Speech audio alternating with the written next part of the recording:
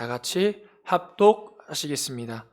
이 모든 충성된 일을 한 후에 아스루 왕 사네립이 유다에 들어와서 견고한 성읍들을 향하여 진을 치고 쳐서 점령하고자 한지라. 히스기야가 사네립이 예루살렘을 치러 온 것을 보고 그의 방백들과 용사들과 더불어 의논하고 성 밖의 모든 물 근원을 막고자 하매 그들이 돕더라.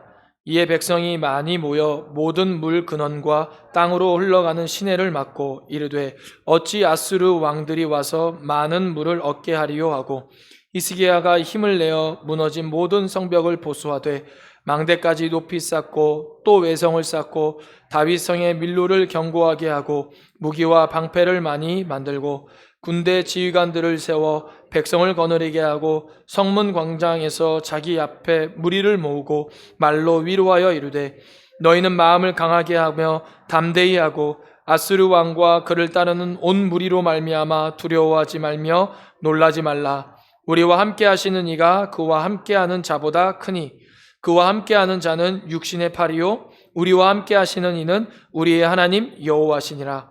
반드시 우리를 도우시고 우리를 대신하여 싸우시리라 하매 백성이 유다 왕 히스기야의 말로 말미암아 안심하니라. 아멘. 오늘 하나님 말씀 역대하 32장 1절에서 8절의 말씀으로 우리와 함께 하시는 이는 우리 하나님 여호와시라 라는 제목으로 말씀의 은혜를 나누고자 합니다. 본문의 배경을 보면 남유다 왕국에 아수르 사네립 왕이 공격해 들어오게 됩니다. 왕이 온 군대를 거느리고 성경에 보면 모든 군대를 거느리고 유다 왕국을 침공하게 됩니다. 선전포고도 하지 않고 무작정 침공하는 것을 보게 됩니다. 그리고 예루살렘 성을 에워싸 포위하게 된 상태를 오늘 본문의 배경이라고 할 수가 있습니다. 이와 같이 아수르의 사네립 왕이 온 군대를 거느리고 유다를 침공한 것처럼 또 예루살렘 성을 에워싸서 더 이상 어찌 할지를 알지 못할 그런 상황 가운데 놓여있을 때 그런 위기가 우리에게도 다가오는 것을 보게 됩니다. 성도들에게도 다양한 사내립이 우리에게 다가오게 되죠. 질병과 환경과 문제와 아픔과 상처와 사람을 통한 그러한 사내립의 공격이 우리에게 불시에 다가오는 것을 보게 됩니다. 그리고 불시에 다가왔기 때문에 전혀 준비되지 않은 상황에서 닥치기 때문에 당황하여 어찌할 바를 알지 못하는 경우가 보게 되죠. 바로 암 같은 사형 선고 같은 진단도 그렇고 또 뇌출혈이라는 것도 그렇고 또한 이 교통사고의 갑작스러운 사고도 그렇고 산업재해도 그렇고 이 모든 것들 살펴보게 되면 급작스럽게 다가오는 경우가 굉장히 많은 것을 보게 됩니다. 그러나 우리는 하나님의 자녀요 예수 믿는 성도이기 때문에 세상 사람과는 다르게 그러한 환난과 핍박과 어려움이 다가왔을 때 하나님을 바라보고 하나님을 앞에 기도하고 간구하게 되죠. 그리고 말씀을 의지하게 됩니다. 고린도전서 10장 13절의 말씀과 같이 사람이 감당한 시험 밖에는 너희가 당할 것이 없나니 오직 하나님은 미쁘사 너희가 감당하지 못할 시험 당을 허락하지 아니하시고 시험 당할 즈음에 또한 피할 길을 내사 너희로 능히 감당하게 하시니라 라고 말씀하는 이 말씀에 우리가 아멘합니다. 맞아. 이 시험은 내가 감당할 수가 있어. 이 어려움은 내가 감당할 수 있어. 이 질병은 내가 감당할 수 있어. 이 환경은 내가 감당할 수 있어. 하나님 말씀하셨잖아. 당연히 이것을 감당할 수 있고 또 피할 길을 하나님은 우리에게 나에게 허락해 주실 거야. 그런 믿음으로 우리가 하나님께 구하고 간구합니다. 그런데 우리 솔직해져 보자는 거죠. 아무리 기도해도 현실에서는 피할 길이 잘 생기지 않는 경우가 대부분이지 않습니까? 끝까지 죽을 힘을 다해 견뎌보다가 어떤 형태로도 끝나버리는 경우가 또 많습니다.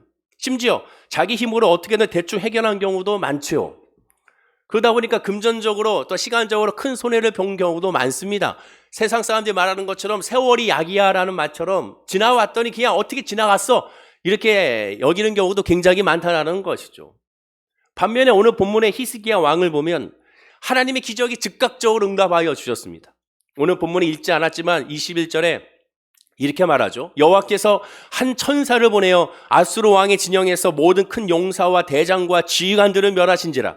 아수르 왕이 낯이 뜨거워 그의 고국으로 돌아갔더니 그의 시내 전에 들어갔을 때 그의 몸에서 난 자들이 거기서 칼로 죽였더라.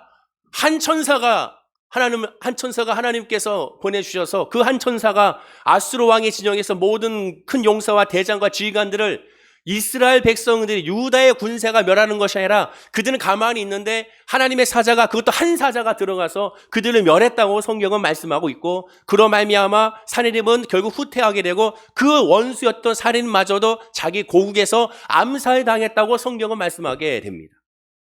그렇습니다. 히스기야 왕이 담대히 선포한 그대로 남유다 이스라엘 백성들은 손도 대지 않고 승리하게 됩니다. 물론 아수르 왕 사네립이 쳐들어왔을 때 이 이스라엘 백성들은 두렵고 떨렸겠죠. 염려가 됐겠죠. 왜? 또 포위해 왔으니까. 또 전쟁이지 않습니까? 전쟁이 뭐예요? 인간의 온갖 추악함과 더러움이 그대로 표현해내는 것이 전쟁이지 않습니까? 그런 전쟁에, 그런 죽음의 상황에서 그들은 두려웠을 것입니다. 그때 이 히스기야 왕은 백성들을 안심시키는 권면을 하죠. 그것이 본문 7절입니다. 한번 읽어볼까요? 자, 시작. 너희는 마음을 강하게 하며 담대히 하고 아수르 왕과 그를 따르는 온 무리로 말미암아 두려워하지 말며 놀라지 말라. 우리와 함께 하시는 이가 그와 함께 하는 자보다 크니. 히스기야 왕이 이렇게 이스라엘 백성들에게 권면합니다. 한마디로 여호와 하나님만 바라보고 그 권능에 완전히 맡기자는 거죠. 하나님, 우리가 하나님이시니까 하나님께서 해결해 주실 것이니 하나님께 내어 맡기자라고 권면합니다. 그런데 놀라운 것은 이 히스기야 왕의 권면에 대한 이 유다 백성들의 반응입니다. 오늘 본문 8절이죠. 역시 읽어볼까요? 자, 시작. 그와 함께하는 자는 육신의 팔이요 우리와 함께 하시는 우리 하나님 여호와시라. 반드시 우리를 도우시고 우리를 대신하여 싸우시리라 하매 백성이 유다 왕 히스기야의 말로 말미암아 안심하니라. 백성이, 이 유다의 모든 이스라엘 백성들이 유다의 왕 히스기야의 말로 말미암아 뭐 했습니까? 안심했다라고 말합니다. 안심했다고 성경 기록합니다. 눈앞에 적군은 그대로 있습니다. 포위 상태에 있습니다. 그런데 말 한마디에 이 모든 유다의 왕 백성들은 다 안심했다라고 기록하고 있습니다. 좀 이상하지 않습니까? 뭐가 이상합니까? 당시 상황이 이상한 것이 아니라 우리와 지금 비교해보면 이상하다는 거예요. 뭐가 이상합니까? 우리도 살다 보면 유다가 당한 아수르 왕의 친구 같은 것을 심상치 않게 우리가 겪게 됩니다. 그럴 때마다 우리도 성도인지라 하나님의 말씀을 듣죠. 또 열심히 기도도 합니다. 시험과 환난과 어려움과 질병이 다가올 때 기도하지 않는 성도는 없습니다. 더 기도하지요. 하나님 우리와 함께 하심도 믿습니다. 신명기 3장 22절의 말씀과 같이 너희는 그들을 두려워하지 말라.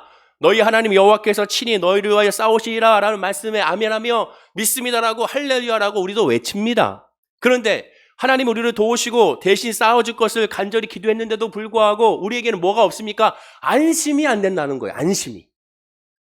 안심이 안 돼요. 눈을 뜨면 여전히 두렵고 떨립니다. 말 한마디를 말미암아 안심하면 얼마나 좋겠습니까? 제가 딱 설교했어요. 여러분들이 안심하고 다 돌아가면 얼마나 좋겠습니까?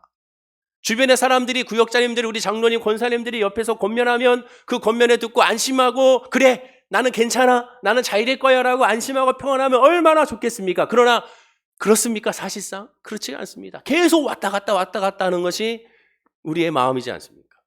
그럼 지금 오늘 본문에 나와 있는 유대인들의 믿음과 지금 우리의 믿음과 비교해보면 지금보다 이 당시 성경에 있는 유대인들의 믿음이 우리보다 더 월등히 더 좋기 때문에 그런 것인가? 아니면 무엇 때문인가? 무엇이 부족한 건가? 한번 우리가 생각해 봐야 한다는 거죠. 오늘 말씀을 통해 두 가지의 질문을 우리가 스스로 한번 해보기 원합니다. 그 두 가지 질문을 통하여 우리가 한번 답을 찾아가 보자는 거죠. 자, 첫 번째 질문을 스스로 한번 해봅시다. 우리는 하나님을 믿습니다. 나는 나의 여호와 하나님을 믿습니다. 그런데도 왜 간절히 기도했는데도 안심하지 못하는 것일까? 왜 그럴까요? 하나 예를 들면 나폴레옹 황제가 있습니다. 나폴레옹 자기가 황제라고 하니까 우리가 황제라도 같이 얘기해 주자는 거죠. 이 나폴레옹 황제가 유럽을 침공하게 됩니다. 유럽을 정복하고 싶은 꿈과 야망이 그에게 있었죠. 1805년도에 오스트리아를 침공하기 시작을 합니다. 그래서 나폴레옹 오스트리아 전쟁 때 한 일화죠. 오스트리아에 자그마한 성읍이 하나 있습니다. 굉장히 이 발음이 어려운데 2부 때도 발음이 안 돼가지고 힘들게 했는데 한 번만 알려드리면 프리슈텐펠트 프리슈텐펠트라는 데가 있습니다. 그냥 줄여서 펠트라고 합시다. 이 펠트라는 작은 이 성읍, 지금도 관광 도시인데도 6천 명이 안 되는 자그마한 도시입니다. 당시에는 더 작았죠. 남녀노소가 6천 명이니까 얼마나 성인 남자만 해도 많지가 않은 곳입니다. 지금도 마찬가지인데 옛날에는 더할 것도 없죠. 이 조그만 성읍을 나폴레옹 군대가 포위하고 그것을 점령하려고 합니다. 왜? 거기가 요충지이기 때문에 그렇습니다. 지나가야 되는 길이기 때문에, 길목이기 때문에 그렇습니다. 그러니 이 안에 있는 성읍의 시민들은 어쩔 줄 몰라 불안에 떨게 됐죠. 오늘 본문의 유다 백성과 같이 똑같은 형국입니다. 성읍을 둘러싸고 있습니다. 이때 이 오스트리아의 성읍의 시민들은 두 가지의 선택 가운데 하나를 해야 했습니다. 첫째는 방어할 것인지, 즉 전쟁할 것인지, 둘째는 항복할 것인지, 두 가지 중에 하나를 선택해야 됩니다. 자, 여러분들은 어떻게 하겠습니까? 이 두 가지 중에 여러분 뭘 선택하겠습니까? 의견이 분분합니다. 우리는 사람이 없으니 어떻게 저들을 이기려? 저 나폴레옹의 군대를 어떻게 우리가 이기겠는가? 저 나폴레옹의 포를 우리가 어떻게 감당하겠는가? 항복하자. 우리 그래야 목숨이라도 살아야 되지 않겠느냐? 무슨 소리야? 우리는 오스트리아의 시민이다. 오스트리아의 나라의 국민이다. 우리가 그럴 수 없다. 수많은 외적의 침략을 받았지만 오스트리아가 엄청나게 외적의 침을 많이 받았었거든요. 그때마다 우리가 항전해서 나라를 지켜왔지 않았냐. 우리가 항전하자. 서로 간에 의견 충돌이 계속 일어나게 됩니다. 그런데 오스트리아뿐만 아니라 유럽은 어떤 나라들입니까? 기독교 국가잖아요. 항상 마을의 중심에 교회가 있습니다. 그러니까 이들이 모여서 회의하다가 자, 그러면 우리 교회에 가서 우리 목사님과 우리 성도들 다 모여가지고 시민들 모여서 교회에서 우리가 최종 결정을 하자. 그래서 다 교회에 모이게 되죠. 자, 교회에 모였지만 여전히 두 의견밖에 없습니다. 전쟁을 할 것인가 항복할 것인가 팽팽하게 맞서게 되는 것이죠. 그때 목사님이 이렇게 말합니다. 우리 힘으로는 어쩔 수 없습니다. 결정도 쉽게 내릴 수가 없습니다. 오늘 마침 부활절이니, 그날이 부활절이니 하나님께 먼저 예배 드립시다. 그리고 부활절이 우리가 늘 하던 대로 부활절에 종을 울립시다. 교회의 종을 울립시다. 평소 때처럼 예배 드리고 그 문제 하나님께 내어 맡기고 나서 다시 회의합시다. 이렇게 말합니다. 다들 그렇게 하기로 하고 이제 교회 종을 신나게 울리게 됩니다. 떼댕 울리게 되겠죠. 근데 놀랍게도 나폴레옹 군대가 퇴각하기 시작을 하게 됩니다. 시간이 좀 지나자 조금씩 물러가기 시작하고 그 다음에 사라지게 된 것이죠. 왜 그랬을까? 그 안에 있는 교회 성도들은 난리가 났습니다. 할렐루야, 하나님께서 역사하셨다. 하나님께서 인도하셨다. 하나님께서 도우셨다. 나폴레옹 군대가 다 퇴각했다. 이건 하나님이 한 것이다 라고 할렐루야 외쳤습니다. 물론 하나님이 하셨죠. 역사적인 사실을 살펴보면 그때 무슨 일이 있었는가? 러시아의 연합군이, 오스트리아와 러시아의 연합군 7만 명의 연합군이 가로 다시 방어의 공격을 하기 위해 진군하기 시작한다는 소식을 듣게 된 겁니다. 근데 마침 나폴레옹 진영에서는 이 자그마한 성읍에서 갑자기 큰 종소리가 울리니까 그 종소리에 대해서 저 종소리가 어떠한 종소리인지를 알아보라는 거죠. 그래서 선병을 통하여 알아봤더니 바로 연합군이 지금 일적으로 진격해 온다는 소식을 듣게 된 것입니다. 그래서 일단 후퇴하게 된 것이죠. 당시의 전투는 지금과 같은 교통이 발달되지 않았고 정보가 발달되지 않았기 때문에 늘 깃발이라든가 소리라든가 이런 것으로 서로 간에 전달하게 되고 우리가 잘 아는 봉화를 통하여 전달하게 됩니다. 10절 18편 2절에도 다윗은 이렇게 고백합니다. 여호와는 나의 반석이시오 나의 요새시오 나를 건지시는 이시오 나의 하나님이시오 내가 그 안에 피할 나의 바위시오 나의 방패시오 나의 구원의 뿌리시오 나의 산성이시로다 라고 고백합니다. 다윗의 고백처럼 여호와는 반석이고 요새요 피할 바위시며 방패요 구원의 뿌리며 산성입니다. 하나님은 모든 것을 지키시고 모든 것을 방어하시고 또 모든 것을 공격하시고 모든 것을 안위하게 하시는 하나님이라는 것을 우리가 믿게 되죠. 출애굽기 17장 15절 16절에 모세가 제단을 쌓고 그 이름을 여호와 니시라 하고 이르되 여호와께서 맹세하시기를 여호와가 아말렉과 더불어 대대어 싸우리라 하셨다 하니라. 여호와의 니시 승리의 깃발로 우리와 함께 하시고 싸우시는 하나님이라는 사실을 모세도 선포하고 있습니다. 종이라는 것은 결국 하나님께서 보여주시는 그러한 하나의 사인 소식이었던 것이고 그 소식이 그 안에 있는 성읍 사람들에게 안심의 소식이요 밖에 있는 적군에게는 바로 적군이 다시 방어한다는 소식으로 들리게 된 겁니다. 당시 이 펠트 주민의 판단으로서는 오직 두 가지 길밖에 없었습니다. 자 보십시오. 첫째는 싸우느냐, 둘째는 항복하느냐. 전쟁 아니면 항복밖에 없었습니다. 그들이 예배 드리면서 하나님께 맡기자고 결의했을 때도 사실 이 두 가지의 결과밖에 없지 않습니까? 예배 드리고 나서 또 회의한다 하더라도 이 두 가지밖에 없어요. 세 번째는 존재하지 않습니다. 왜 세 번째가 뭐가 있습니까? 여러분 생각해 보세요. 세 번째가 뭐가 있을까요? 전쟁 아니면 항복 이 두 가지 외에 또 뭐가 있겠습니까? 없습니다. 포위당한 상태에서 뭐가 있겠습니까? 전령을 보내서 우리를 구해달라고 할까? 안 되죠. 할 수가 없는 상황이죠.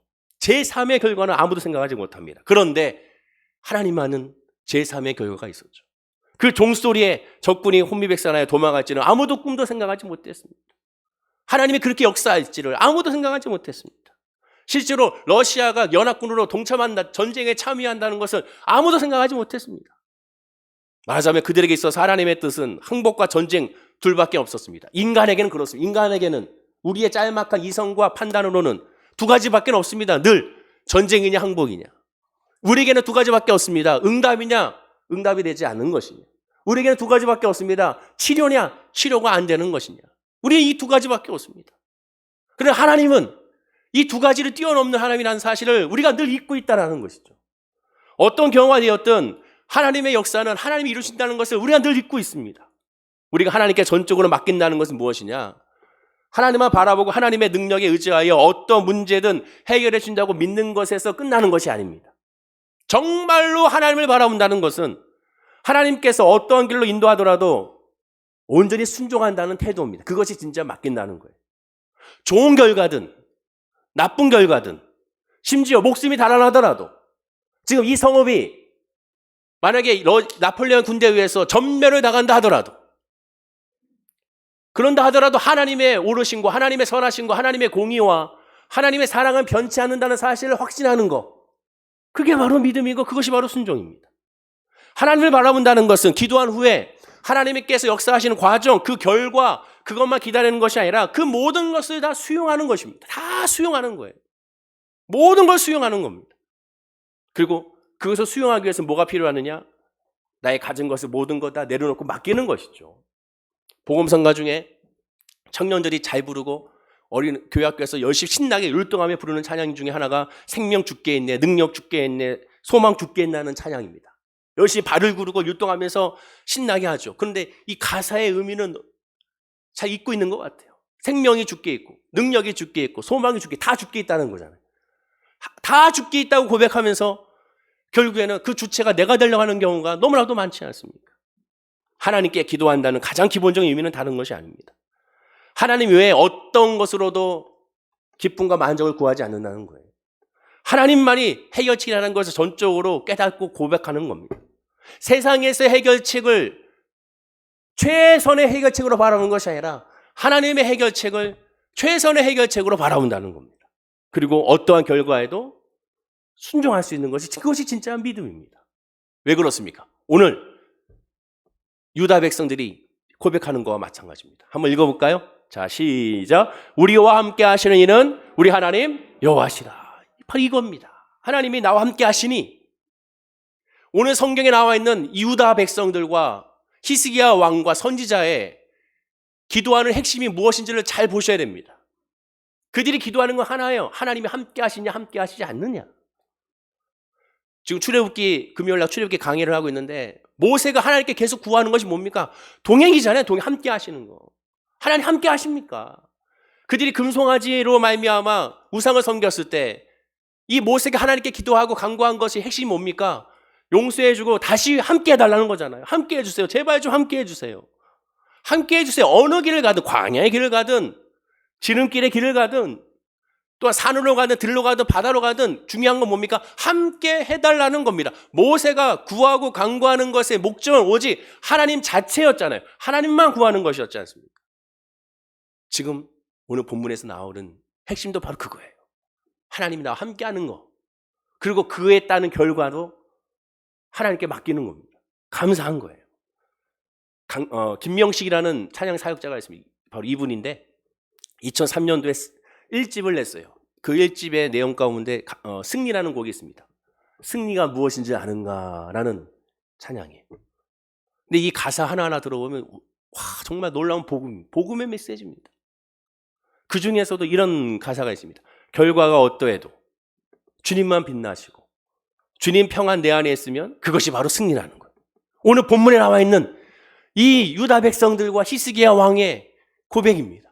결과가 어떠해도, 결과는 상관없는 거예요. 결과는 지금 오늘 본문을 여러분 나중에 집에 가 다시 보세요. 이들이 아버지 하나님이여, 저 아수르가 공격해 왔습니다. 저들을 무찔러 주십시오. 저들을 쳐 주십시오라고 기도한 것이 한 것도 없습니다. 한 문장도 없어요. 저 원수를 빨리 내 눈에서 사라지게 해달라는 기도는 하나도 없습니다. 그들의 기도는 오직 하나입니다. 하나님이 함께 해달라는 거예요. 하나님이 함께 해달라는 겁니다. 결과가 어때도 주님만 빛나시고 주님 평안이 내 안에 있으면 그것이 승리하는 거예요. 하나님의 평안을 구하는 거예요. 따라서 우리가 성도가 자기 뜻과 계획대로 전부 기도하는 할 수 있지만 그 기도의 내용마저도 전부 포기할 수 있어야 그것이 진짜 평안입니다. 그게 평안이에요. 기도의 모범인 예수님의 기도도 우리 잘하지 않습니까? 마태복음 26장 39절 내 아버지여 만일 할 만하시거든 이 잔을 내게서 지나가게 없어서 그러나 나의 원대로 마옵시고 아버지의 원대로 없어서. 이 기도를 하기 바로 전 구절이 뭡니까? 전 구절이 참 우리와 똑같지 않습니까? 예수님의 전 구절 38절입니다. 읽어볼까요? 자, 시작. 내 마음이 심히 고민하여 죽게 되었으니. 자, 그러면 고민하여 죽게 되었다고 예수님이 고백할 정도면 그 고민하여 죽게 된 것을 제거해 주는 것이 응답이지 않습니까? 우리가 바라는 응답이잖아요. 그러면 하나님은 지금 예수님이 고민하여 죽게 된 것을 없애줬습니까? 그건 뭐예요? 이 잔을 내게서 거두어달라는 거잖아요. 그 하나님이 이 잔을 거두어줬나요? 아니에요. 너의 쓴 잔을 맛보라는 겁니다. 이 쓴 잔을 네가 맛보라는 거예요. 이 쓴 잔을 네가 감당해야 한다는 거죠. 네가 죽어야 산다는 거 아닙니까? 예수님이 이것 때문에 땀방울이 핏방울이 되도록 기도한 거잖아요. 왜? 인간이니까. 100% 인간이니까. 누가 죽는 걸 바랍니까? 그냥 죽는 겁니까? 심한 고통과 멸시와 모욕 가운데 죽는 거예요. 빨개 벗겨져서 십자가에서 죽는 겁니다. 하나님인데도 불구하고 능력이 없어서 죽은 것이 아니잖아요. 능력이 많으신데 말씀 한마디면 다 그냥 멸할 수 있는데 저 모욕하고 침뱉고 하는 저들 향하여 저 같았으면 이미 몇 번이라도 그냥 했을 텐데 하나님은 예수님 아무 말씀하지 않고 세상 죄를 지고 한 어린 양이라고 말하는 것처럼 어린 양과 같이 그냥 그 죽음의 길로 묵묵히 들어가지 않습니까? 왜 그렇습니까? 하나님의 뜻이 옳기 때문에. 내 생각은 이 잔을 내게서 거두어 주는 것이 옳다고 예수님은 고백했죠.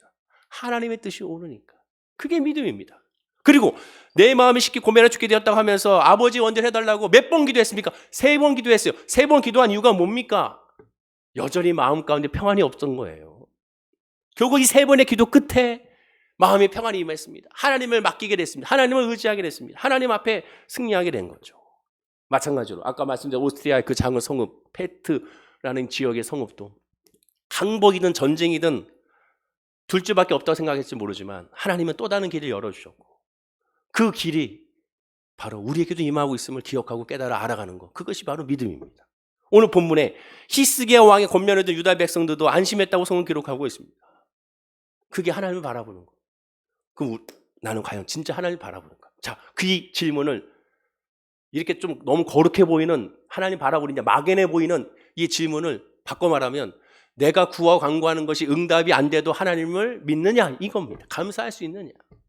지금 내가 구하는 것이 내가 바라는 것이 역사가 나타나지 않아도 할렐루야 아멘 할 수 있느냐 그걸 질문하고 있는 겁니다. 왜? 하나님이 계신다는 것을 믿는다면 감사가 넘쳐난다는 거예요. 하나님이 제3의 역사를 크고 비빈한 역사를 우리가 알지 못하는 그 놀라운 역사가 있다는 것을 우리가 믿음으로 고백해야 되는 겁니다. 그리고 바로 그때 한없는 평강이 세상이 할 수 없는 하나님만이 우리에게 주는 그 평강이 우리에게 임하게 되는 것이죠. 두 번째 질문을 한번 해봅시다. 스스로에게 해보십시오. 그렇다면 왜 우리는 하나님이 대신하여 쌓아주시는 이러한 신령한 기적을 체험하지 못할까? 오늘 성경의 본문의 사건의 시작을 이렇게 기록합니다. 우리 본문 1절입니다. 읽어볼까요? 시작. 이 모든 충성된 일을 한 후에 아수르 왕 사네립이 유다에 들어와서 견고한 성읍들을 향하여 진을 치고 쳐서 점령하고자 한지라. 성경을 잘 봐야 되는데 시작을 어떻게 합니까? 이 모든 충성된 일을 한 후에. 그러면 뭔 일을 했길래 충성된 일을 했는지를 살펴봐야죠. 바로 앞장을 봐야죠. 앞장에 봤더니 히스기야가 왕이 되고 나서 뭘 했느냐? 히스기야가 왕이 되고 나서 이스라엘 백성들, 유다 백성들을 모아놓고 하나님께 유월절 예배를 드리고 회개를 촉구하며 우상을 깨트리고 산당을 제거했습니다. 한마디로 종교개혁을 일으켰습니다. 회개 운동을 일으켰습니다. 그런데 이상하지 않습니까? 하나님 앞에 충성된 일을 했어요. 그러면 착하고 충성된 종아, 하나님께서 보고 주셔야죠. 너 잘했어. 너 잘했구나. 내가 너에게 복을 주리라.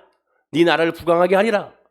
또 너희가 물질을 주리라. 이러면 얼마나 좋겠습니까? 그런데 오늘 1절에 보십시오. 이 모든 충성된 일을 한 후에 하나님께서 복을 주시라가 아니라 이 충성된 일을 한 후에 아수르 왕 사네립이 유다에 들어와 쳐들어왔습니다.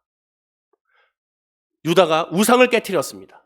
그러면 하나님께서 복을 주셔야죠. 근데 아수르가 쳐들어왔습니까? 왜 쳐들어왔습니까?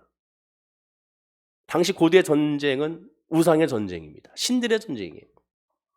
지금 이 우상들 가운데는 아수르의 우상도 있습니다. 아수르의 우상을 깨뜨렸다는 것은요, 전쟁 선전포고와 마찬가지입니다. 전쟁 선전포고예요. 그래서 쳐들어온 겁니다. 자기들의 신을 모독했기 때문에 쳐들어온 거예요. 즉 배경적으로 봤을 때는, 불신자의 눈으로 봤을 때는 너희들이 감히 우리의 신을, 우상을 해파했어? 참을 수가 없어라고 공격해온 것이죠.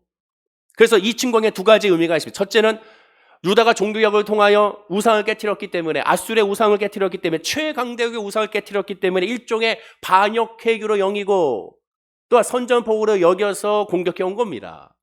실제로 우상을 깨뜨리는 것이 선전포고였습니다. 영화 트로이라는 영화가 있습니다.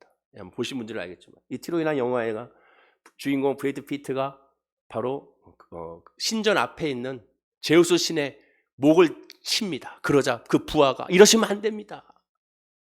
이러면 안 되면 노합니다라고 말하게 되죠. 그 장면에 아이 콧방귀를 끼게 되죠. 그리고 그것이 회파했다는 소식을 바로 들은 그런 왕이, 파리스 왕이 그 말을 듣고 그냥 흥분하는 것을 우리는 영화에서 볼 수가 있죠. 왜 그러느냐? 신들의 전쟁이라고 생각하기 때문에 그렇습니다.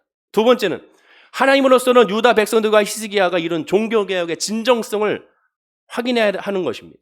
우상과 산당을 제어해도 정말 하나님만 의지하느냐? 너희들 정말 신앙이 나만 의지하느냐? 나만 바라보고 있느냐? 나와 함께하는 것을 정말 믿느냐? 하나님께서는 그들에게 시험코지 하는 거예요. 사네립의 침공 중에 유다에게 계속 고한 내용을 보십시오. 침공에 오면서 이렇게 말합니다. 계속 고한 내용이 본문 14절과 15절이에요. 한번 읽어볼까요? 자, 시작. 내 조상들이 진멸한 모든 나라의 그 모든 신들 중에 누가 능히 그의 백성을 내 손에서 건져내었기에 너희 하나님이 능히 너희를 내 손에서 건지겠느냐? 그런즉 이와 같이 너희는 히스기야에게 속지 말라, 꾀임을 받지 말라, 그를 믿지도 말라. 어떤 백성이나 어떤 나라의 신도 능히 자기의 백성을 나의 손과 나의 조상들의 손에서 건져내지 못하였나니 하물며 너희 하나님이 너희를 내 손에서 건져내었겠느냐 하였더라. 보십시오. 사네립이 신들의 전쟁을 선포하고 있는 거예요. 너희들의 신, 너희들의 작은 나라의 신이 우리 같은 큰 강대국의 신을 이길 수가 있겠느냐? 내가 전쟁을 해봤는데 다른 나라의 너희들보다 큰 나라의 신도 우리 신에게나 게임이 안 됐다는 거예요. 그런데 하물며 너희 같은 작은 나라의 이름도 잘 알지 못하는 엘신을 어찌 우리의 신을 이길 수 있겠느냐라고 말하는 겁니다. 너희들의 신은 힘이 없다. 내 손에서 건져내지 못할 것이 당장 항복하라는 것이죠. 지금 보십시오. 이들의 전쟁은 신들의 전쟁만 얘기하고 있는 거예요. 이에 대하여 히스기야 왕이 어떻게 반응합니까? 본문 20절과 21절입니다. 역시 한번 읽어볼까요? 시작. 이러므로 히스기야 왕이 아모스의 아들 선지자 이사야와 더불어 하늘을 향하여 부르짖어 기도하였더니 여호와께 한 천사를 보내어 아수르 왕의 진영에서 모든 큰 용사와 대장과 지휘관들을 멸하신지라. 아수르 왕이 낯이 뜨거워 그의 고국으로 돌아갔더니 그의 시내전에 들어갔을 때 그의 몸에서 난 자들이 거기서 칼로 죽였더라. 열심히 부르짖었기 때문에 기적이 일어났다고 쉽게 해석하면 안 됩니다. 두 번째 문장을 보십시오. 이러므로라고 시작이 됩니다. 이러므로. 그 이러므로가 왠지를 앞에 봐야죠. 19절에 그들이 예루살렘의 하나님을 비방하기를 사람의 손으로 지은 세상 사람의 신들을 비방한들 하였더라라고 말합니다. 여호와 야훼 하나님을 우상의, 그것도 우상도 어떤 우상입니까? 사람들이 만들어낸 여러 우상 중에 하나로만 여겼다는 거예요. 그리고 나서 그 다음에 20절의 시작이 이러므로입니다. 이러므로. 사네립이 여호와를 마치 자기가 전복한 나라들의 우상과 같이 취급한 것을 듣고 분에 못 이겨 하나님께 부르짖어 간구했다는 거예요. 즉 이번 전쟁이 단순한 나라와 나라, 군사와 군사 간의 전투가 아니라 신과 신, 즉 하나님과의 우상, 하나님과의 사단의 전투라는 사실을 깨달았다는 거예요. 자, 이것이 핵심입니다. 그 얘기는 뭡니까? 이 전투는 인간의 전투이기 이전에, 육신의 전투이기 이전에, 피의 전투이기 이전에 영적인 전투라는 사실을 먼저 깨달았다는 겁니다. 보십시오. 산헤립이 쳐들어왔을 때 히스기야는 즉시로 백성들에게 이렇게 선언합니다. 자, 읽어볼까요? 자, 시작. 저와 함께 하시는 자는 육신의 팔이요 우리와 함께 하는 자는 우리의 하나님 여호와시라. 저들의 무기는 이렇게 얘기하지 않았습니다. 저들의 지휘관이라고 얘기하지 않았습니다. 저희와 함께하는 자는 육신의 팔이요 저들의 신은 인간이라는 거예요. 인간이 우상이라는 거예요. 그러나 우리와 함께하는 신은 하나님은 우리의 여호와 하나님이라는 것을 말합니다. 하나님의 기적은 절대로 단순한 믿음으로 기도가 일어나는 것이 아닙니다. 자, 보십시오. 히스기야 왕이 영적 전투니까 기도만 하면 돼. 기도만 하자. 이렇게 생각하면 큰일 나는 거예요. 영적 전투에 승리한 사람, 이 전투의 핵심은 하나님을 바라보는 것이라는 것을 깨닫는 사람, 하나님을 의지하는 것을 깨닫는 사람, 하나님의 손으로 구원받는 깨닫는 사람 어떻게 합니까? 하나님이 도우시니 내가 할 수 있는 건 최선을 다하는 사람이 되는 거예요. 기독교 성도의 기도는 기도와 동시에 철저하게 성실하게 움직여야 되는 겁니다. 노력해야 되는 거예요. 노력해야 되는 겁니다. 오늘 성경에도 마찬가지예요. 이들이 어떻게 노력을 했습니까? 이들이 어떻게 하나님 앞에 엎드렸습니까? 본문 3절을 보십시오. 자, 함께 읽어볼까요? 히스기야가 하나님의 칭송을 받았을 때 한 행동입니다. 자, 읽어보겠습니다. 시작. 그의 방백들과 용사들과 더불어 일어나고 성 밖의 모든 물구름을 막고자 하며 그들이 돕더라. 성 밖에 있는 모든 물구름을 막고자 했습니다. 두 가지 의미가 있죠. 첫째는 행여나 예루살렘에 들어오는 물에다가 그들이 독을 탈 수 있으니까 첫 번째. 두 번째는 뭡니까? 그 두 번째 이유를 성경은 분명히 말씀하고 있습니다. 성경에 뭐라고 얘기하고 있습니까? 성경 말씀 한번 제가 읽어드리면 이렇게 말하죠. 4절과 5절에 이에 백성이 많이 모여 모든 물구름과 땅으로 흘러가는 시내를 막고 이르되 어찌 아수르의 왕들이 와서 많은 물을 얻게 하리요. 전쟁에서 가장 중요한 것은 뭡니까? 물이에요. 물. 지금 예루살렘과 같이 척박한 땅에서는 물이 굉장히 중요합니다. 물 없이는 전투를 벌일 수가 없죠.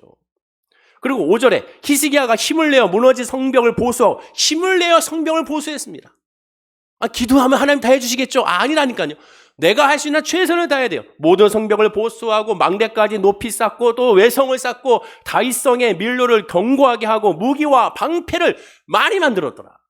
하나님이 다 해주시는데 아닙니다. 하나님이 다 해주시는 건 아니. 최선을 다하는 거예요. 왜 그런지 아십니까? 하나님이 어떻게 역사할지를 모르니까. 하나님이 어떻게 할지 모르니까. 내가 할 수 있는 한 최선을 다하는 거예요. 그리고 성령으로 말미암아 임한 사람은 최선을 다하게 되어 있습니다. 최선을 다하게 되어 있어요. 노력하게 되어 있어요. 바라보게 되어 있어요. 그리고 항상 하나님께 기도하면서 내가 어떻게 해야 될 겁니까? 내가 어떻게 해야 될 겁니까? 내가 뭘 준비해야 될 것인지를 하나님께 묻고 또 묻게 되는 겁니다. 그리고 준비하게 되는 거예요. 예수 믿는 사람은 영적 전투에 승리한 사람은 바로 그런 사람입니다. 막연하게 주저앉아 있는 것이 아니에요. 문제 가운데, 질병 가운데, 어려움 가운데, 아픔 가운데 주저앉아 있는 것이 아닙니다. 담대하게 맞서야 되는 거예요. 내가 이러면 안 되지. 예수 이름으로 말미암아 나 일어나야지. 예수 이름으로 말미암아 이겨내야지. 예수 이름으로 말미암아 승리해야지. 내가 안 되니까 예수 이름으로 나는 해야지라고 나가는 사람이 바로 영적 전투에 승리하는 사람이라고 성경은 말씀하고 있게 됨을 우리가 알아야 됩니다. 히스기야가 바로 그와 같은 모습을 보였다는 것이죠. 지금 나는 하나님만 완전히 바라고 있는지 한번 생각해 보십시오. 그러면 과연 무엇을 하고 있는지 생각해 봐야 돼요. 뭘 준비하고 있는지. 이제 고3 아이들이 이제 수학여행 시험 보고 있고 또 취업을 앞두고 있는 친구들이 많습니다. 제가 이제 청년들이나 학생들한테 가끔씩 이렇게 물어보면 너희들이 뭘 하기 위해서 뭘 준비하냐 그러면 준비를 안 해요. 나는 앞으로 뭐 할 거야 그러면 그걸 위해서 지금 뭐 하고 있냐 뭔가를 해야 되잖아요. 하면서 고민해야 되는데 하지 않고 고민합니다. 그 아무것도 안 되는 거예요. 하나님의 역사는 내가 있는 것 가운데 하나님 역사하시는 경우가 많거든요.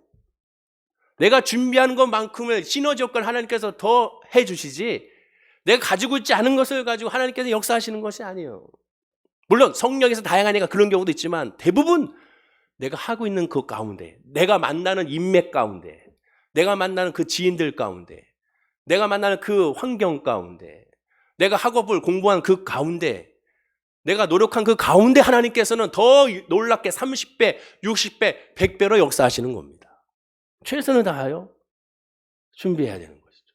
노력해야 되는 것이죠. 지금 코로나19니까 안 돼. 그러면 안 되는 겁니다. 비집고 들어가야 되는 거예요. 하나님 어떻게 할까요? 어떻게 하면 좋겠습니까? 하나님께 기도하고 간구해야 되는 거예요. 지금 이제 20시가 있으니까 20대는 저 같은 경우는 그렇게 했습니다. 제가 또 아이들한테 얘기하는 거예요. 네가 가고 싶은 학교에 가라. 학과에도 가보고 학교도 둘러보고 해봐라. 그리고 물어봐라. 그 학과에 들어가서. 그러면 바빠 죽겠는데 와가지고 물어보는 막 핀잔주 그렇지 않습니다. 오히려 좋아해요. 그 코로나19니까 어떻게 갑니까? 전화하라고 전화하고 막 사정을 얘기하면 대부분 원하는지 아십니까? 그러면 한번 와보세요. 어디서 좀 만나 제가 얘기해 줄게요. 알고자 해야 되는 거예요. 찾아야 되는 거죠. 좀 부끄럽게도 제가 원하는 학교나 또 제가 원하는 그 교회 사역지가 있으면 어떻게 했느냐? 찾아가서 한 바퀴 돕니다. 그러면서 그 식당 가서 밥을 먹으면서 하나님 나 이곳에서 공부하고 싶습니다. 그리고 공부 끝나면 수업 끝나면 여기서 밥 먹게 해주세요. 심지어 화장실 가서 영역 표시하면서 나 이곳에서 계속 화장실을 사용하고 싶습니다. 하나님. 그러면 마음 가운데 그래 내가 그러면 좀 더 노력해야지. 좀 더 준비해야지. 좀 더 열심히 해야지. 이런 마음이 톡 숨는 거죠. 도서관에 한번 들어가라 했더니 못 들어가게 하는 거예요. 왜? 학생증이 없으니까 못 들어가잖아요. 그러니까 또 갑자기 마음 가운데 소원이 확 나오죠. 하나님 내가 열심히 준비하기 원합니다. 그래서 내가 학생증을 가지고 당당하게 내가 찍고 도서관에 더 들어가게 해 주십시오. 그러면 한번 갔다 오면 마음 가운데 샘솟듯 넘쳐나는 또 희망이 생깁니다. 열심히 해야지. 또 준비해야지. 그럼 내가 지금 뭐가 부족한 걸까? 내가 하기 위해서 뭘 해야 될 것인가? 그 한 것을 또 합니다. 근데 내가 이미 하고 있는 것을 가지고 또 해요. 하지 않은 걸 해야 되는데. 공부도 마찬가지입니다. 이미 공부한 걸 또 공부해요. 안 한 걸 공부해야 되는데.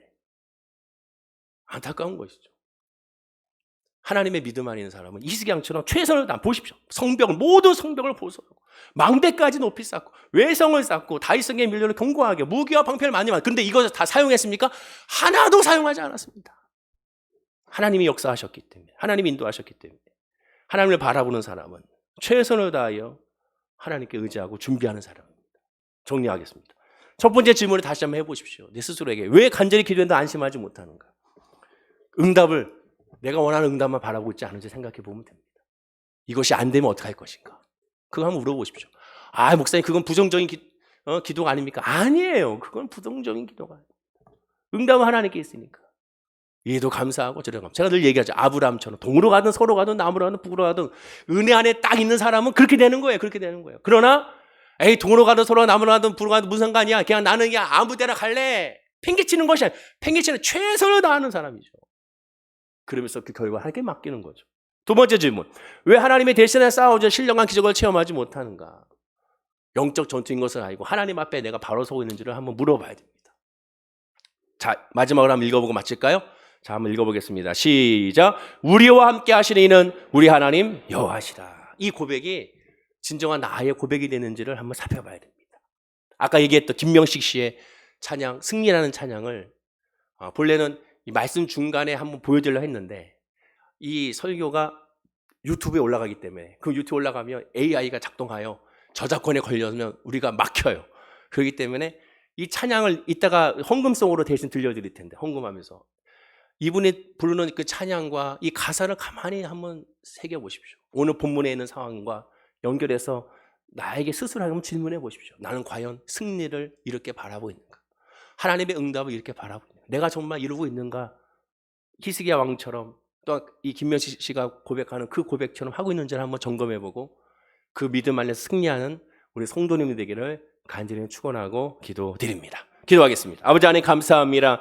주의 은혜가 오늘 예배하고 구하는 모든 믿음의 성도들에게 임하게 될 줄로 믿습니다. 주님을 의지하게 하시고 주님을 바라보게 하시고 주님의 역사 가운데 희망과 소망을 얻는 하나님의 사람들이 되게 하여 주시옵소서. 아버지와 함께 하시기에 우리는 염려하지 않고 함께 하시기에 두려워하지 아니하고 함께 하시기에 짜증내지 아니하고 함께 하시기에 승리할 수 있는 믿음을 간직하는 우리 모든 성도님들이 되게 하여 주옵소서. 눈을 들어 주변을 바라보면 결코 승리의 소식은 들리지 않습니다. 그러나 믿음의 눈으로 바라보기 원합니다. 성령을 통하여 예수 안에서 그리스도 안에서 믿음 안에서 우리가 눈을 들어 바라보기 원합니다. 그리고 역사하시는 제3의 응답으로 늘 우리를 채우시고 인도하시는 그 하나님의 역사, 우리가 상상할 수 없는 길로 인도하시고 상상할 수 없는 환경으로 역사하시며 때에 따라서 우리에게 열매를 주시는 그 하나님의 은혜 안에 기뻐하는 우리의 신앙의 모습이 되게 하여 주옵소서. 감사드리며 예수님의 이름으로 기도드립니다. 아멘. 우리 다 함께